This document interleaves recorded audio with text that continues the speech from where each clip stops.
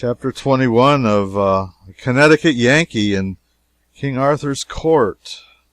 Up to a chapter called The Pilgrims.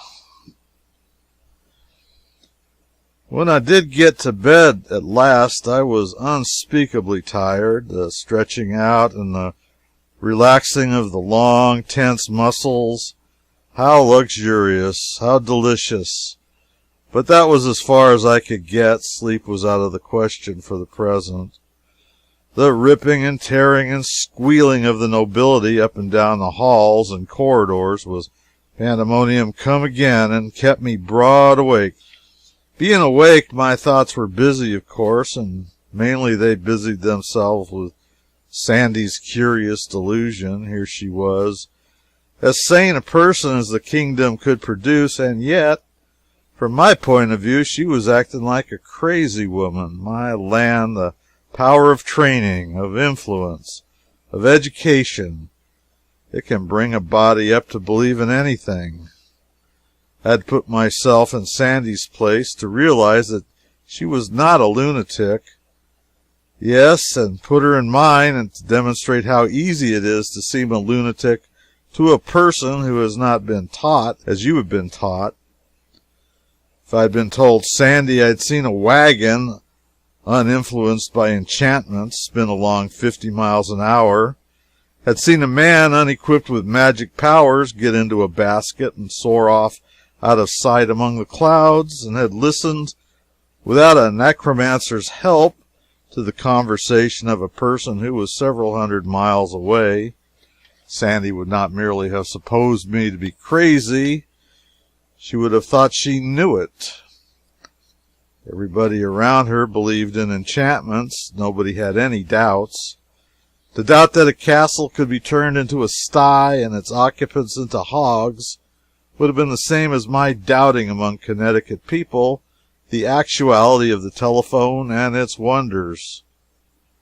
And in both cases would be absolute proof of a diseased mind and unsettled reason.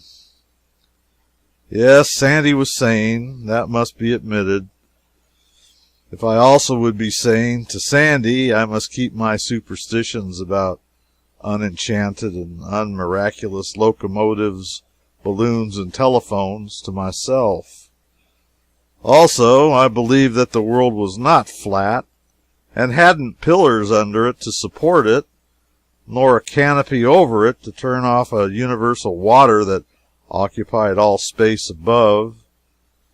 But as I was the only person in the kingdom afflicted with such impious and criminal opinions, I recognized it would be good wisdom to keep quiet about this matter, if I did not wish to be suddenly shunned and forsaken by everybody as a madman. The next morning, Sandy assembled the swine in the dining room and gave them their breakfast, waiting upon them personally and manifesting in every way the deep reverence which the natives of her island, ancient and modern, have always felt for rank. Let its outward casket and the mental and moral contents be what they may. I could have eaten with the hogs if I'd had birth approaching my lofty official rank, but I hadn't, and so accepted the unavoidable slight and made no complaint. Sandy and I had our breakfast at the second table. The family were not at home. I said, "How many are in the family, Sandy, and where do they keep themselves?" "Family?" "Yes." "Which family, good my lord?" "Why, this family, your own family." "Sooth to say, I understand you not. I have no family." "No family? Why, Sandy, isn't this your home?" "Now, how indeed might that be? I have no home." "Well, then, whose house is this?" "Ah, wit you well, I would tell you, and I knew myself." "Come, you don't even know these people?" "Who invited us here?" "None invited us, but we came, that is all." "Why, woman, this is the most extraordinary performance. The effrontery of it is beyond admiration. We blandly march into a man's house and cram it full of the only really valuable nobility the sun has yet discovered in the earth, and then it turns out that we don't even know the man's name.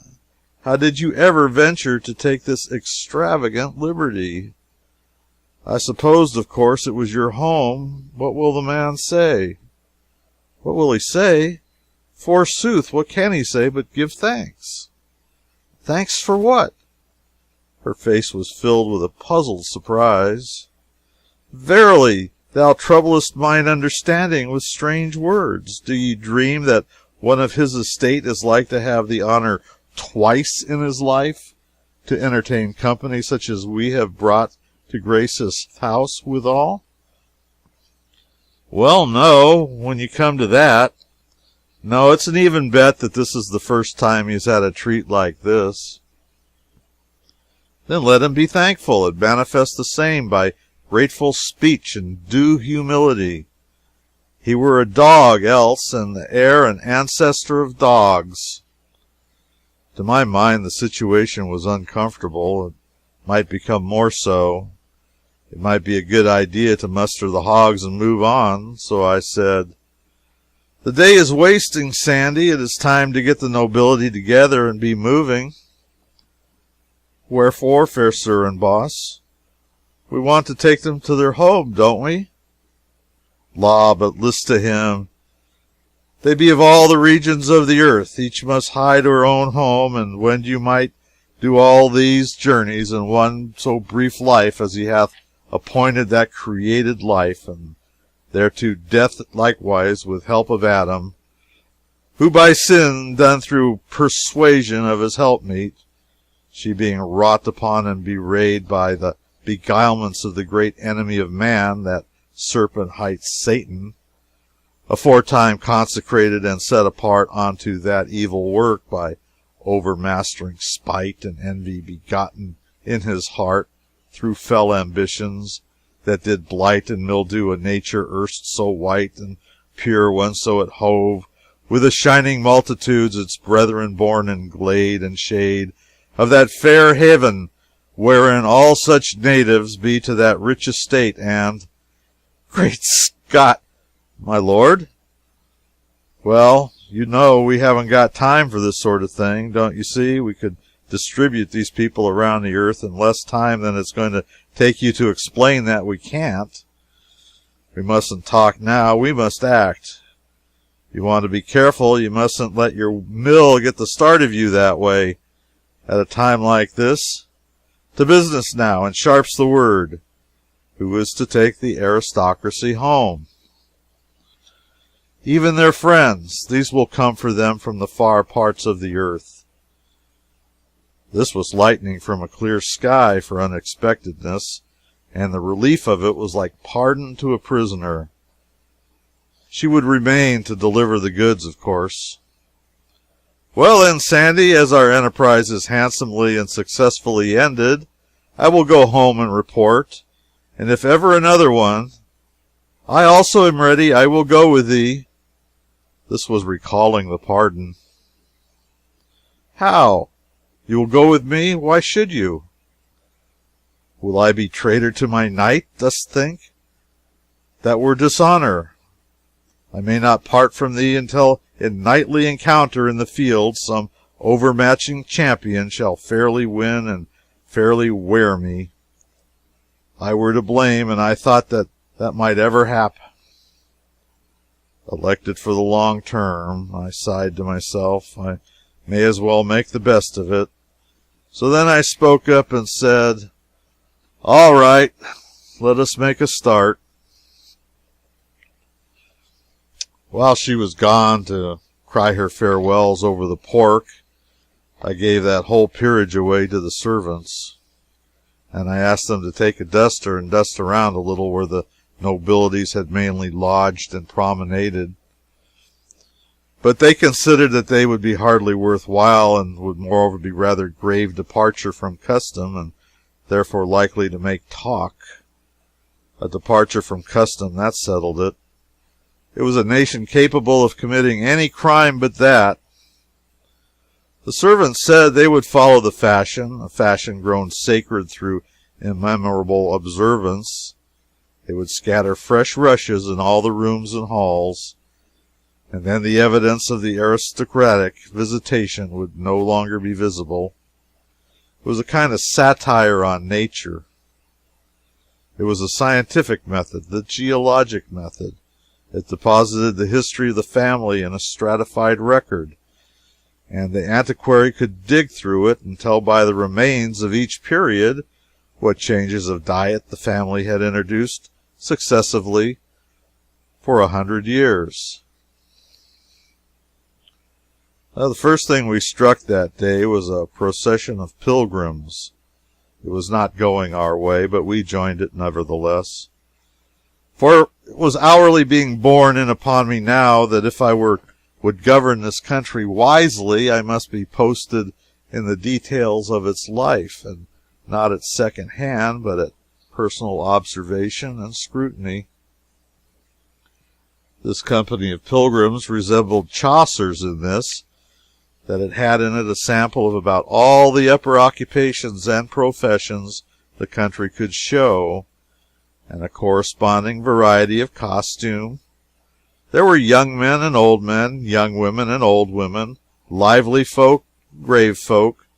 They rode upon mules and horses, and there was not a side saddle in the party, for this specialty was to remain unknown in England for 900 years yet.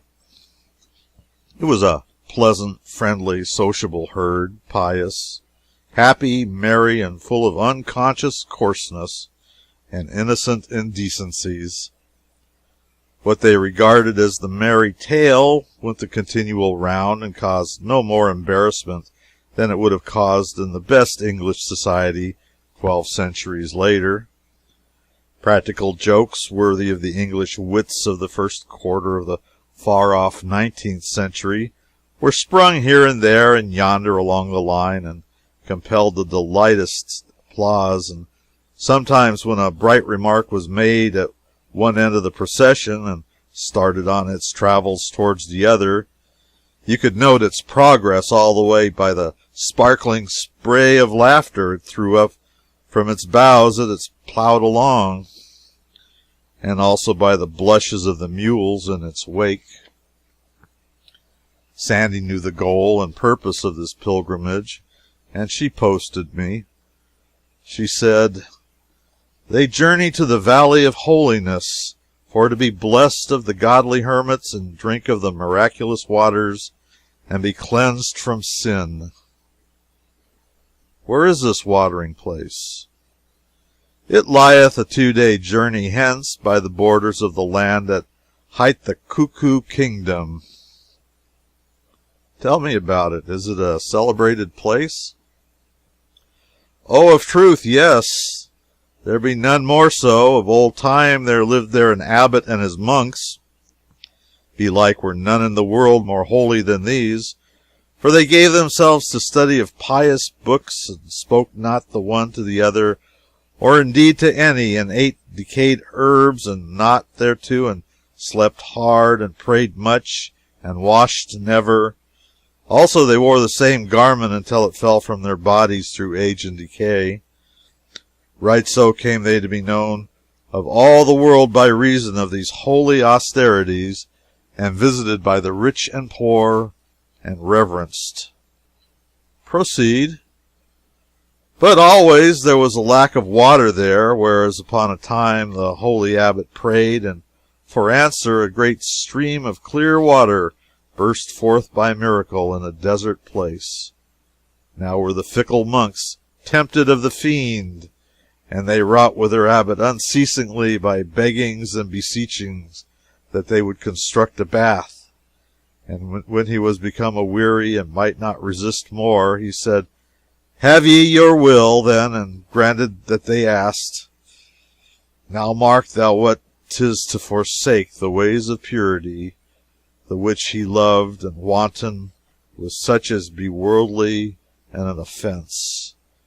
These monks did enter into the bath, and came thence washed as white as snow, and lo, in that moment his sign appeared in miraculous rebuke. for his insulted waters ceased to flow and utterly vanished away.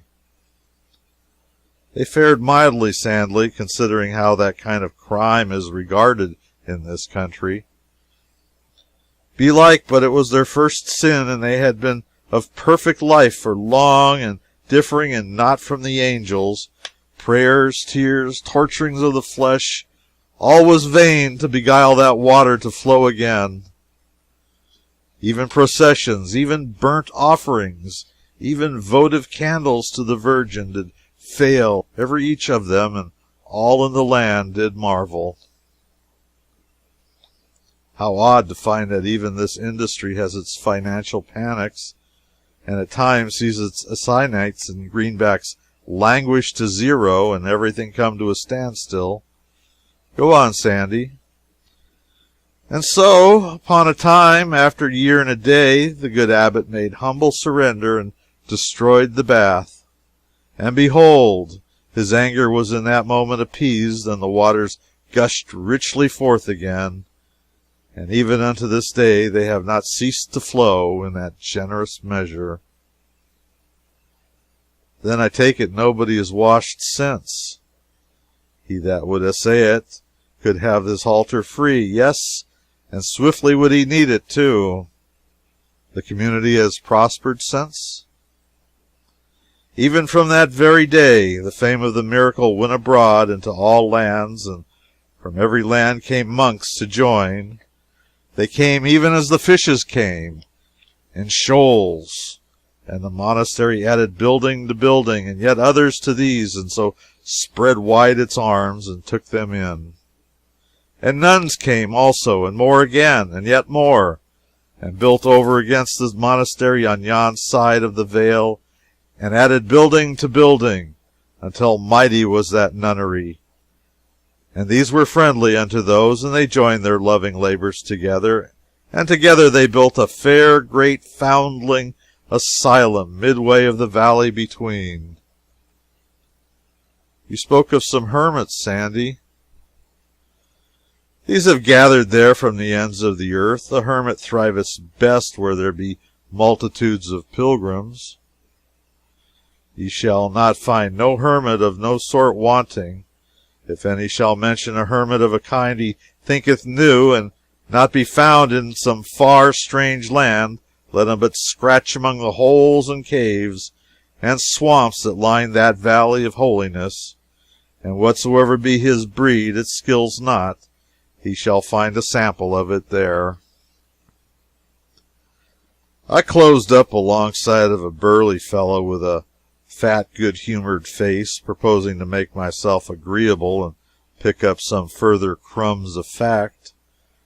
But I had hardly more than scraped acquaintance with him when he began eagerly and awkwardly to lead up in the immemorable way to that same old anecdote, the one Sir Dinadan told me, what time I got into trouble with Sir Sagamore and was challenged on him on account of it.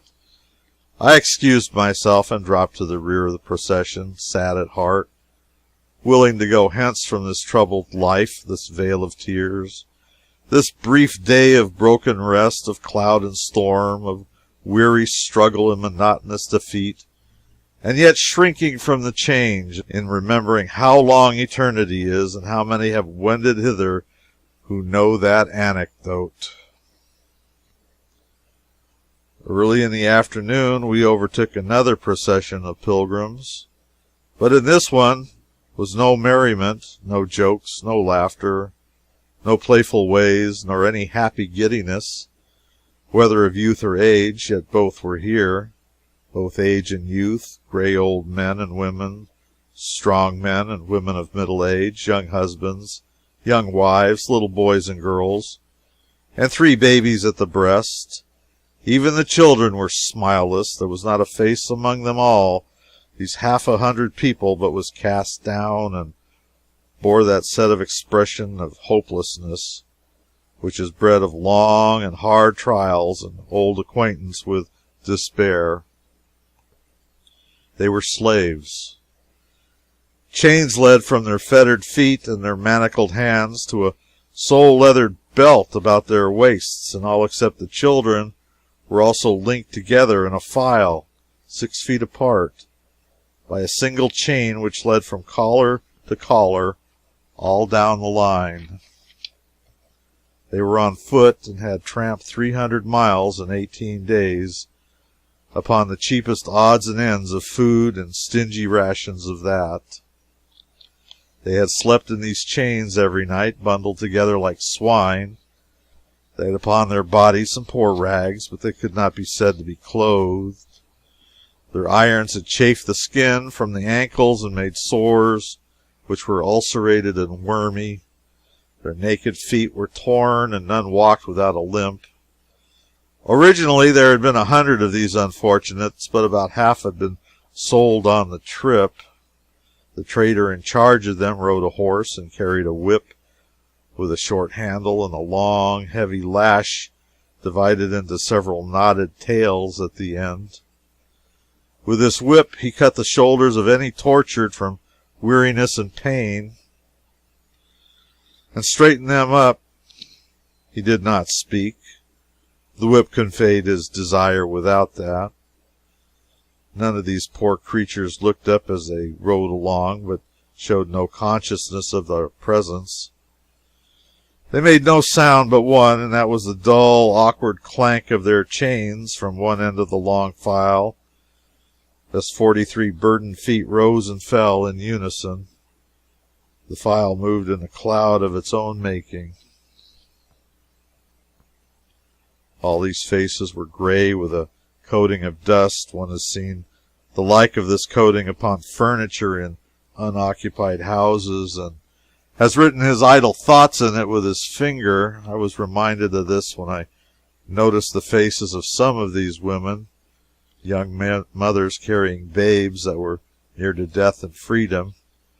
How a something in their hearts was written in the dust upon their faces, plain to see, and, Lord, how plain to read. For it was the track of tears. One of these young mothers was but a girl, and it hurt me to the heart to read that writing, and reflect that it was come up out of the breast of such a child, a breast that ought not to be troubled yet, but only the gladness of the morning of life, and no doubt. She reeled just then, giddy with fatigue, and down came the lash, and flicked a flake of skin from her naked shoulder. It stung me as if I'd been hit instead. The master halted the file and jumped from his horse. He stormed and swore at this girl, and said that she'd made an annoyance enough with her laziness, and as this was the last chance he should have, he would settle the account now. She dropped on her knees and put up her hands and began to beg and cry and implore in a passion of terror, but the master gave no attention. He snatched the child from her, and then made the men slaves who were chained before her and behind her throw her on the ground and hold her there and expose her body, and then he laid on with his lash like a madman till her back was flayed, she shrieking and struggling the while piteously. One of the men who was holding her turned his face away, and for this humanity he was reviled and flogged. All our pilgrims looked on and commented on the expert way in which the whip was handled. They were too much hardened by lifelong, everyday familiarity with slavery to notice that there was anything else in the exhibition that invited comment.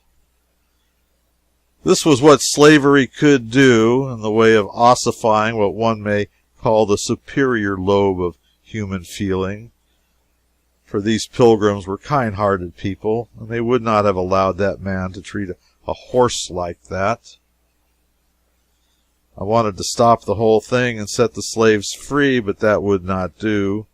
I must not interfere too much and get myself a name for riding over the country's laws and citizens' rights roughshod.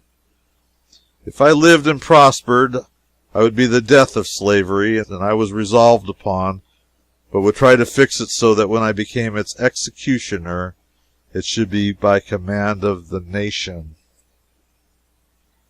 Just here was the wayside shop of a smith, and now arrived a landed proprietor who had bought this girl a few miles back to Liverpool here, where her chains could be taken off.